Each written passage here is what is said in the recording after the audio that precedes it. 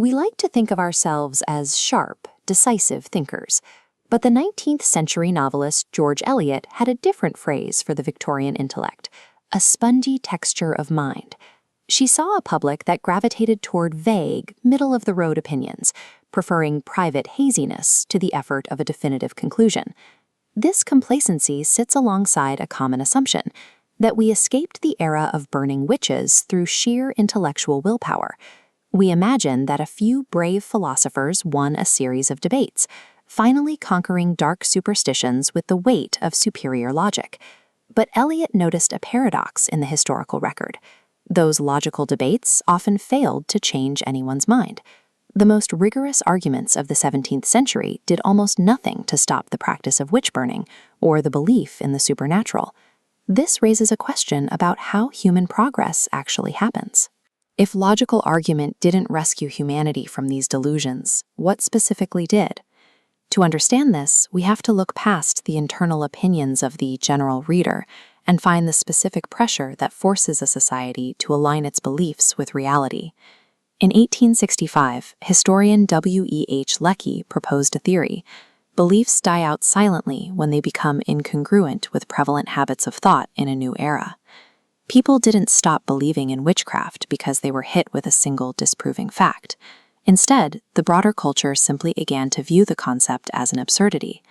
It became difficult to maintain the image of a witch soaring on a broomstick in an age that was beginning to value physical evidence. Yet, as the public grew skeptical, the most sophisticated defenses of the supernatural actually came from the era's intellectuals. The philosopher Joseph Glanville used extreme analytical rigor to defend the existence of witches.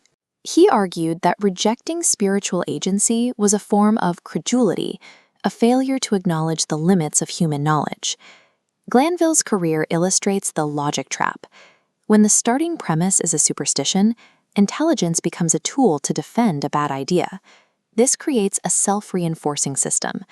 The more complex the rationalization, the more the intellectual is isolated from the outside world. Raw intellect alone provides no immunity against cultural superstition. In fact, a sharp mind is often the most capable of rationalizing internal silliness. We see this same dynamic in the history of religious persecution.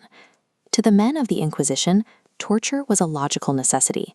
If a society truly believes in the literal, unending torment of hell, then using physical pain to force a confession is a consistent and even compassionate act of intervention. Persecution didn't stop because of a sudden surge in human kindness. It stopped when the underlying practical belief in eternal damnation faded from the public consciousness.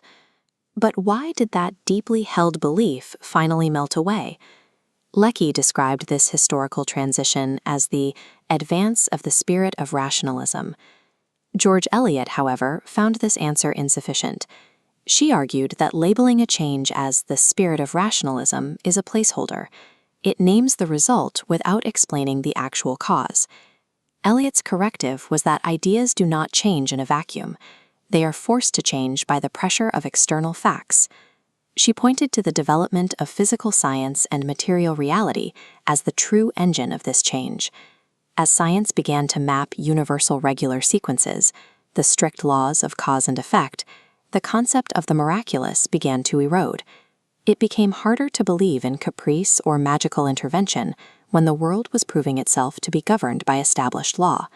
This wasn't just a change in theory. New, massive physical infrastructures like the railway and the telegraph demanded a new kind of human interdependence. These systems required a society to operate on shared physical facts rather than isolated superstitions. Eliot called this external reason.